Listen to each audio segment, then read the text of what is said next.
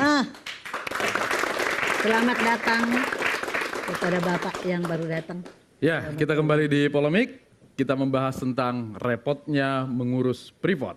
Siapa catut siapa. Pak Atmaji Sumarkijo, staf khusus Menko Polhukam sudah bergabung bersama kita. Pak Atmaji, selamat malam. Malam. Pak Luhut tidak ikut dalam pertemuan, diduga ikut dalam pertemuan yang sekarang beredar transkrip dan rekaman audionya. Tapi nama beliau disebut sampai 16 kali. Sebegitu pentingnya Pak Luhut sehingga harus disebut-sebut? Ya itu kita mungkin patut tanya ke Pak Setia Novanto, kok senang sekali menyebut nama Pak Luhut sampai 16 kali. Mungkin dibagi dengan dua narasumber yang lain, jadi seorang 5 kali, 6 kali. Gitu. Ya, sejauh mana kantor Kementerian Polhukam mengetahui tentang pertemuan tersebut? Sama sekali tidak.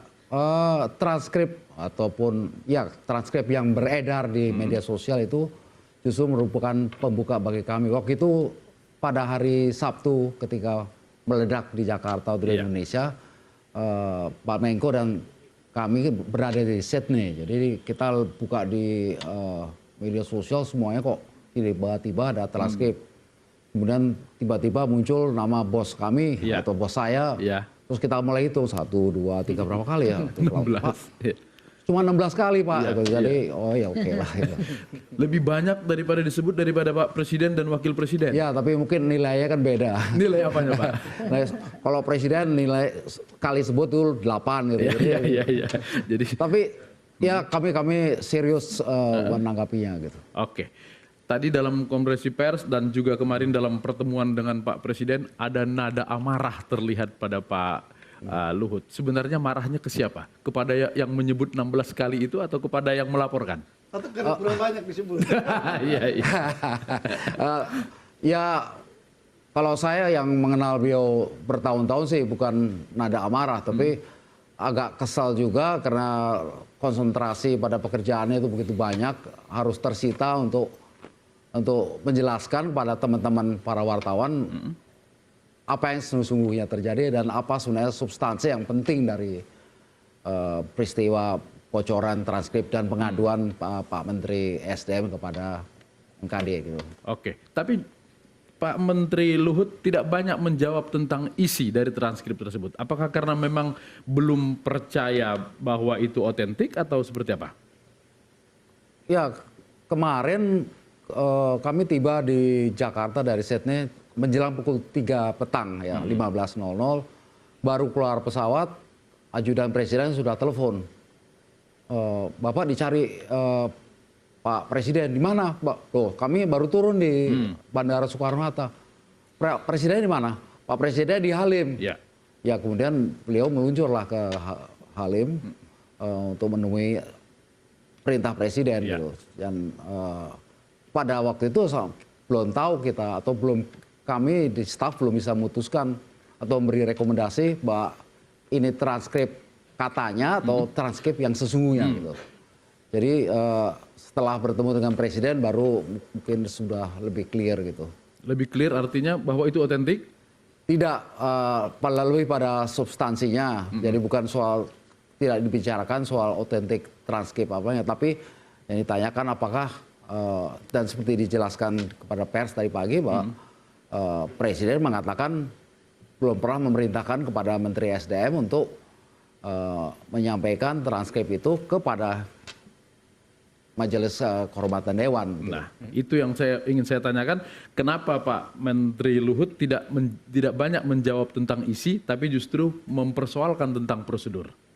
Ya, karena isi kita pasti perdebatkan waktu itu apakah itu transkrip yang sesungguhnya, kenapa dipotong-potong, karena pasti transkripnya pasti lebih panjang dan belum pernah ada yang menyampaikan sampai kita mendarat itu bahwa ini beneran kalau yang beredar dipercaya sebagai sesungguhnya atau persepsinya adalah itu sesungguhnya, tapi kami di pemerintahan kan nggak bisa baca atau percaya pada persepsi saja begitu. Yang mengatur pertemuan kemarin keinginan Pak Presiden atau Pak Luhut yang ingin bertemu Pak Presiden? Enggak, dipanggil Presiden.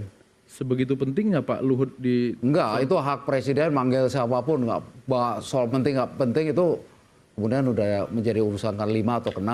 Karena sampai harus menunda keberangkatan sampai 45 menit karena harus bertemu dengan Pak Luhut. Ya itu mungkin bisa disalahkan pada lalu lintas karena macet dari Soekarno-Hatta ke Halim itu, Pak. Oke. Lalu kemudian perdebatannya adalah antara apakah Pak Sudirman Said betul mendapat izin dari Presiden untuk melapor atau keinginan beliau sendiri.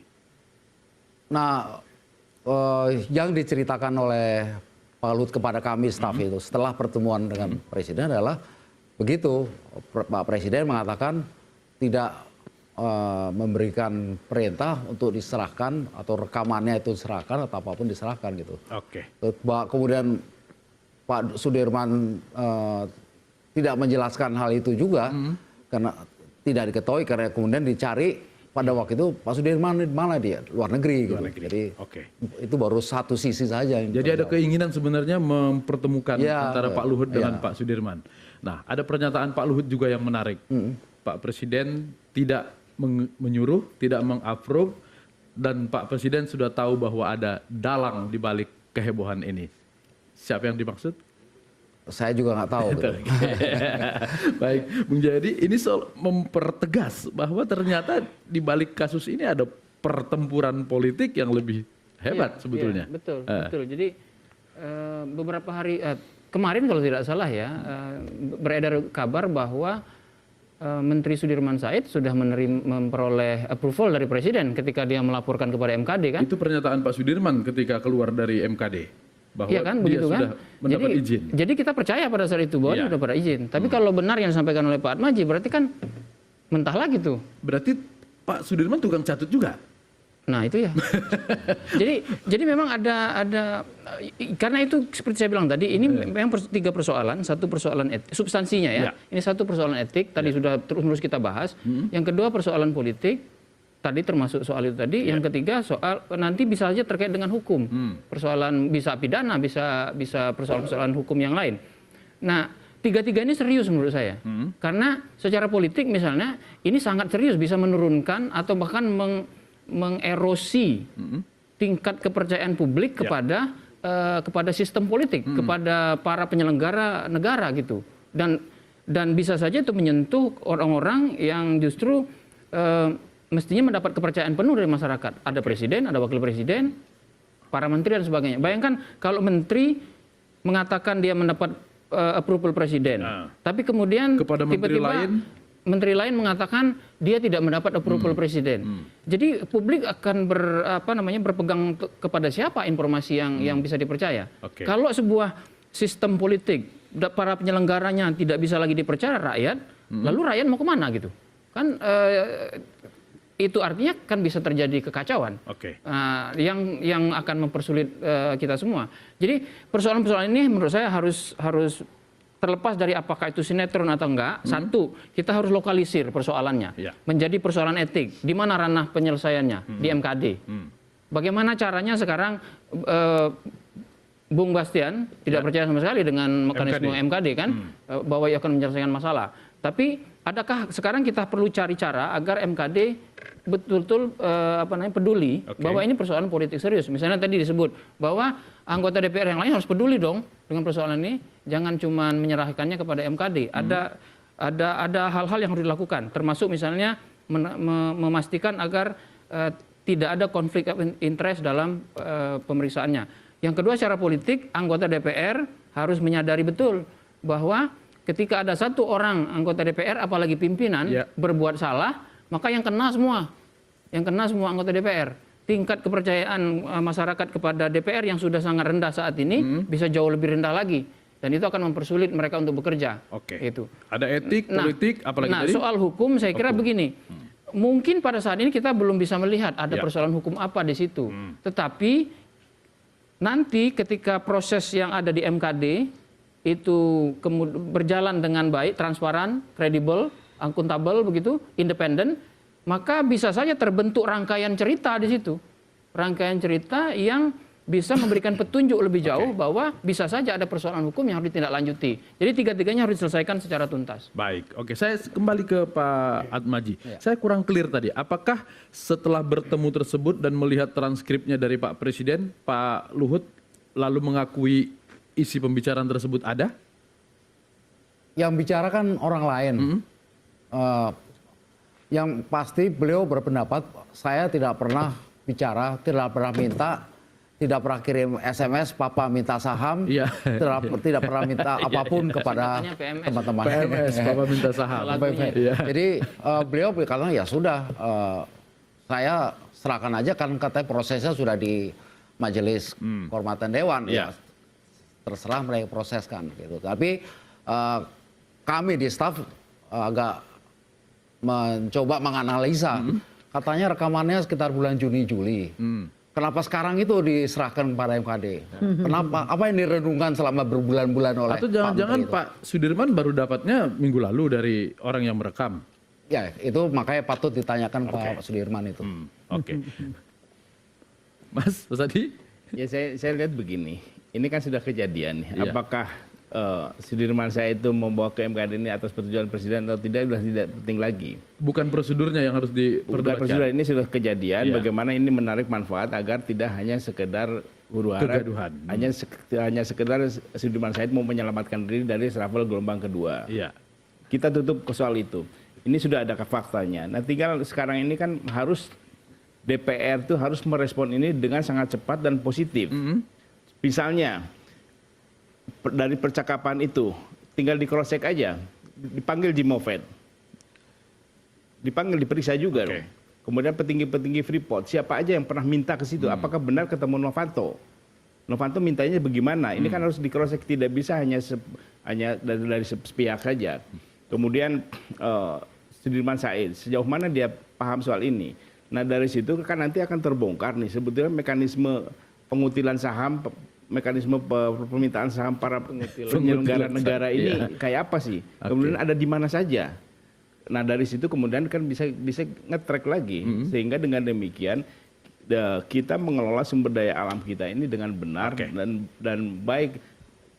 Tadi Cepopan kan sudah menjelaskan bagaimana eksplorasi emas di Papua sehingga kita tidak dapat apa-apa.